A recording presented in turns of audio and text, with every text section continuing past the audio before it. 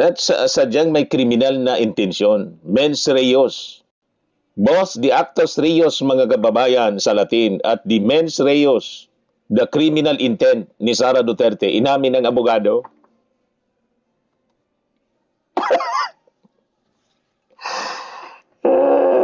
Sabi ko sa inyo, imbis maligtas si Sara, napahamak lalo, diniin mga kababayan ang mismong abogado niya.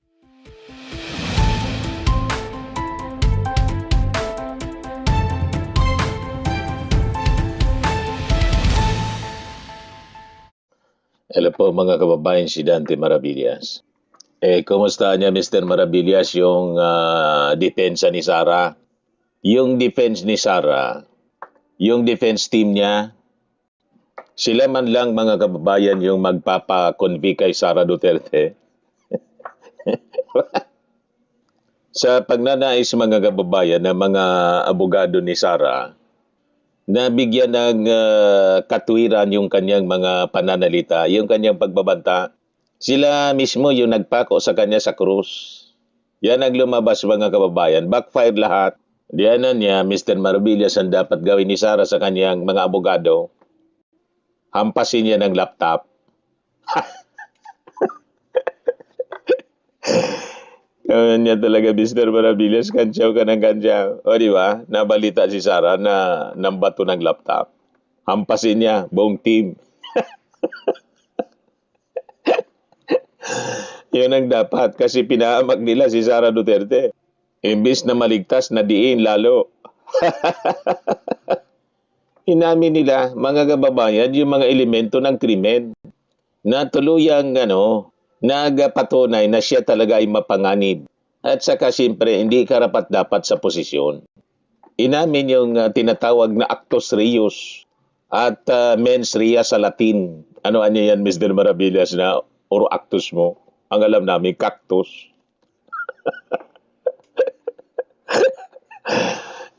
Actus reus, mga kababayan. Yung physical na actus reus. Yung pagbabanta, inamin ng mismong abogado ni Sara Duterte.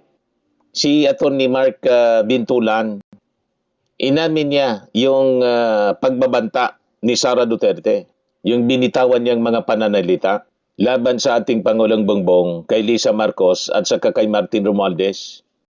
After na aminin niya yung pagbabanta, the physical act of yung pagbabanta, gusto niyang magpalusot. At sinabi na ito yung response ni Sara Duterte bilang emosyonal na reaksyon sa trauma at galit. Dina-justify niya kasi na parte yun ng emotional response ni Sara. Di yung physical act, the actus reus, mga kababayan, inamin na ng kanyang abogado. O, di ba? At sadyang may kriminal na intensyon. Mens reus. Both the actus reus, mga kababayan sa Latin, at the mens reus, the criminal intent ni Sara Duterte, inamin ng abogado.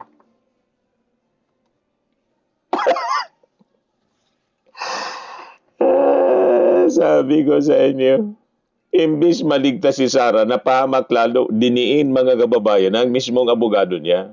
Kaya sabi ni Atty. Howard Calleja, yung depensa na umamin na nagbanta talaga si Sara. Yan kasi sabi ni Atty. Mark Binloan, mga kababayan. Sabi niya, the truth of the matter is this. She and her family were threatened, and while her response was unconventional, it was justified. Sabi ni Mark Binloan, defense lawyer ni Sara Duterte. Kaya yung reaction ni Atty. Howard Calleja, ang sinasabi niya that the threat is justifiable. Inamin na niya na may threat. Natawa nga ako nang narinig ko yun .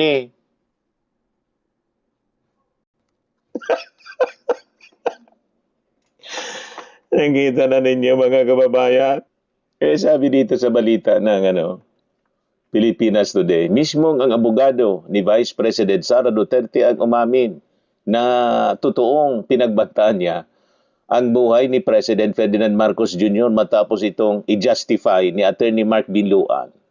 Sa pag-aming ang ginawa ng Vice Presidente ay reaksyon lang sa pagbabantang natanggap ng sariling pamilya. If you're asking for a justifying circumstance, you already admit to the circumstance of doing such act.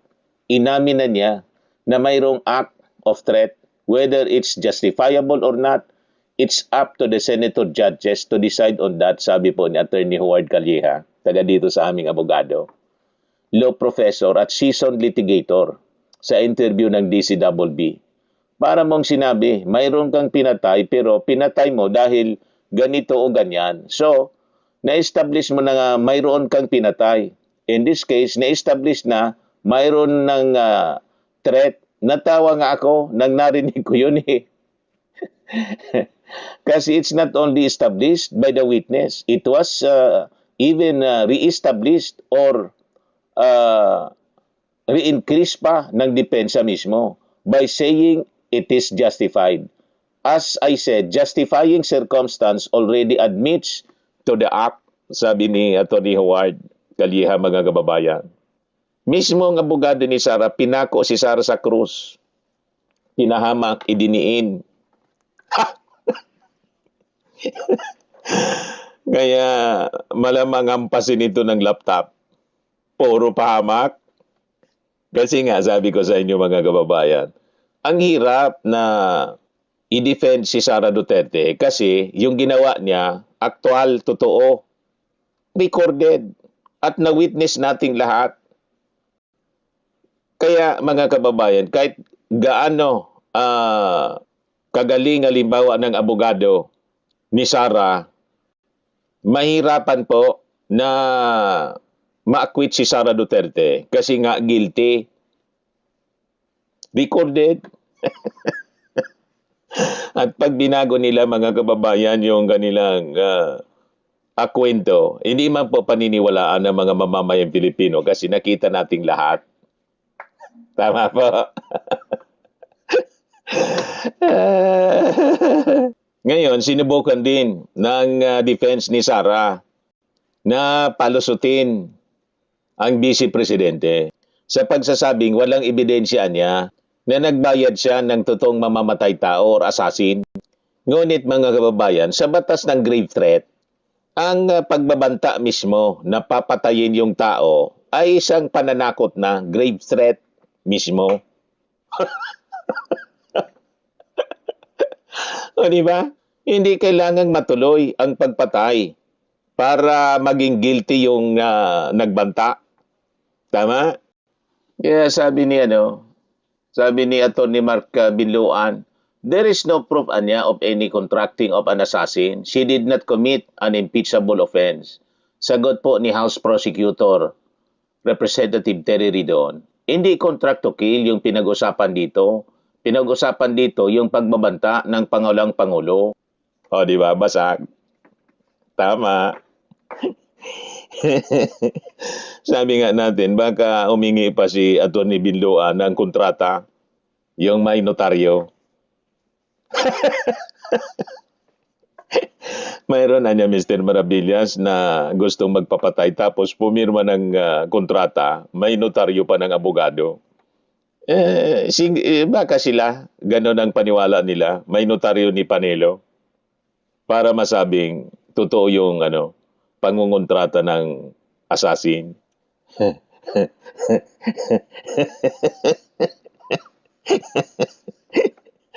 May ganon.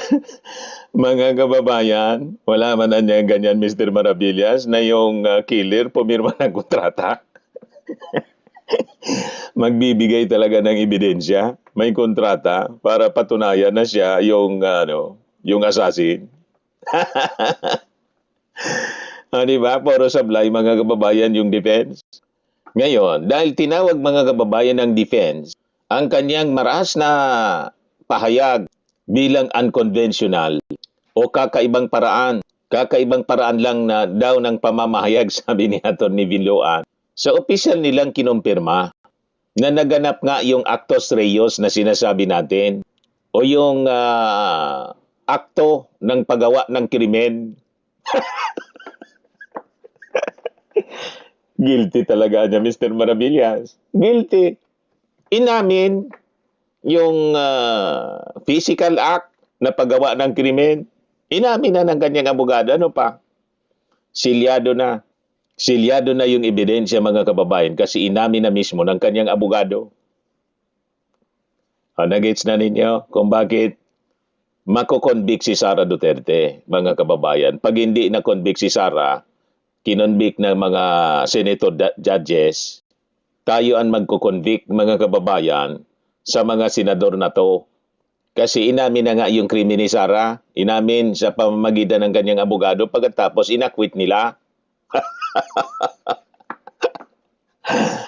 Hindi pwede nilang i-acquit kasi inamin na nga po na guilty. Inamin ng abogado. Sila na mismo ang nagpatunay ng pagbabanta ni Sara Duterte, malinaw sa kanilang cross-examination. Sila mismo yung nagpatunay sa mens rea, yung criminal intent. Di ba? Hindi po ito nadulas lang or slip of the tongue. Huwag ninyong sabihin, slip of the tongue to, nagkamali lang kayo. Di ba? Sinabi mismo ni Atty. Mark Biloan na kaya daw nagbanta si Sara Duterte dahil sa matinding takot, galit at trauma. O di ba? Mula sa umano'y surveillance na ginawa ng gobyerno, yung kinikwentong Romanov, na wala man nga pong base, ni walang records ng ganon. Kasi kung may totoong banta, pinasurveillance sila, dapat nag-report sila sa NBI or sa PNP. Nagpa-blatter sila. Puro man lang kwento ni Sara. Yung kwentong Romanov po, mga kababayan, si Baste Duterte ang nagsabi noon na bilang maituturing natin na pagbabanta yon sa ating Pangulong Bongbong. Di ba? Ayan o. Just a simple message Baste. sa ato ang Pangulo. From now on, before you go to bed, think of the Romanovs. Di ba? Si Baste ang Think nagbabanta. of Benito Mussolini and his wife. And think of what happened to you in 1986. And maybe you'll reconsider the direction that you are taking. Malinaw. Tapos, binabaliktad nila yung kwento. Sinasabing sila yung pinagbantaan. Operation Romanov. Walang ganun po. Walang records ng karahasan ang ating Pangulong Bongbong Marcos. Kasi sabi mismo ng kanilang tatay, si Marcos niya, mabait at hindi nga makaputol ng lutong kamote. At sabi ng mga DDS, mga kababayan, ang ating Pangulo, weak leader. So, paano magbabanta ang isang weak leader? Sila yung strong leader. At sila yung may reputasyon ng ganyan. AJK, kill. Di ba? Yung karahasan, mga kababayan, sila yung may reputasyon na ganyan. Yung ating Pangulong Bongbong, walang reputasyon na ganyan. So sa pag-amin na ito, mga kababayan, pinatunayan ng defense na may mens rea o buong kamalayan o intensyon. Criminal intent si Sara Duterte nang magbanta sa ating Pangulo kay Lisa Marcos at saka kay Martin Romualdez. Hindi po ito aksidente o pagkakamali lang ng dila o slip of the tongue, mga kababayan. Planado siya at may layunin.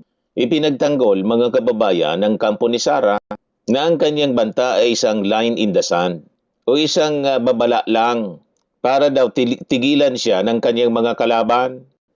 Ang depensang ito, mga kababayan, ay direktang patunay na sinadya at pinag-isipan ni Sara yung kanyang pananakot gamit ang buhay ng ating Pangulo para sa kanyang sariling politikal na interes. So patunay ito, mga kababayan, na talagang hindi karapat-dapat si Sara Duterte o unfit na humawak ng opisina sa gobyerno. So ang pagdadahilan, mga kababayan, ng depensa ay nag-backfire at nabunyag ang dalawang mapanganib na katangian ni Sara Duterte.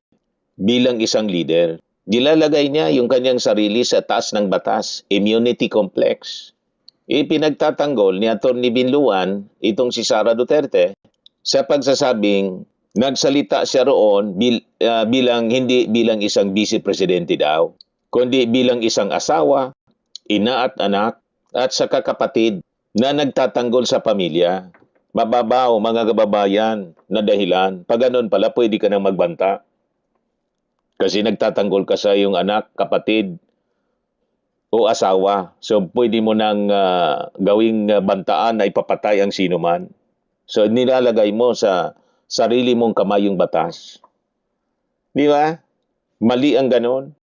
Pero ginastify, mga kababayan, inamin bilang depensa sana, pero nag-backfire. Depensa sana ni Atty. Binluan sa Vice Presidente. Kasi po, isa siyang baluktot na logic. Pinapakita ito, mga kababayan, na naniniwala si Sara na kapag galit o stress ang isang mataas na opisyal, may lisensya na siyang baliwalain ang ating konstitusyon at magbanta ng assassination. Di ba napaka-peligroso ang ganyang uri ng mindset, mga kababayan, ng isang opisyal? Pinapalabas niya, mga kababayan, na exempted siya sa batas. So isa siyang patunay, mga kababayan, na isa siyang diktador na leader. May diktador na kaisipan, mga kababayan. Ngayon, inilarawin din, mga kababayan, ng defense na ang pagbabanta ng Vice Presidente ay isang meltdown, bilang isang meltdown o emosyonal na pagkasira dahil po sa political na panggigipit daw. So ito po ay isang malaking sampal sa kanyang capacity, pag ganon. Kasi po, ang isang Vice Presidente ay dapat may matatag na emosyon at sapat na diplomasya. Hindi dapat nagme-meltdown, mga kababayan. Pag ganyan, talagang disqualified siya. Di ba? Unfit bilang Vice Presidente, unfit na maging Pangulo. Di ba? Kasi may intensyon na siya na tumakbo bilang Presidente. So, kino-confirm lang ng kanyang abogado na unfit si Sara Duterte nga. Di ba po? Kasi po, kung sa simpleng political na ingay at sinasabi ng surveillance na hindi pa nga po confirm kung totoo yun o kwento-kwento man lang nila, ay handa siyang magpapatay ng tao ng isang pinuno ng bansa. Pinapakita lang dito, mga kababayan, na wala siyang sapat na kontrol sa kanyang sarili, temperament, at saka emosyonal na kapanatagan para pamunuan po ang buong Pilipinas. So, pag ganyan ang kanyang pagkatao, pag-uugali, ilalagay tayo niyan sa peligro. Di ba? So, sa pagnanais ng kanyang abogado na i-justify yung mga aksyon ni Sara Duterte, ang kanyang mga abogado mismo ang nagpako kay Sara Duterte sa krus. Yun ang nangyari, mga kababayan. Inamin nila na nagbanta siya, actus reus. Inamin niya na sinadya ito dahil sa galit o mens rea.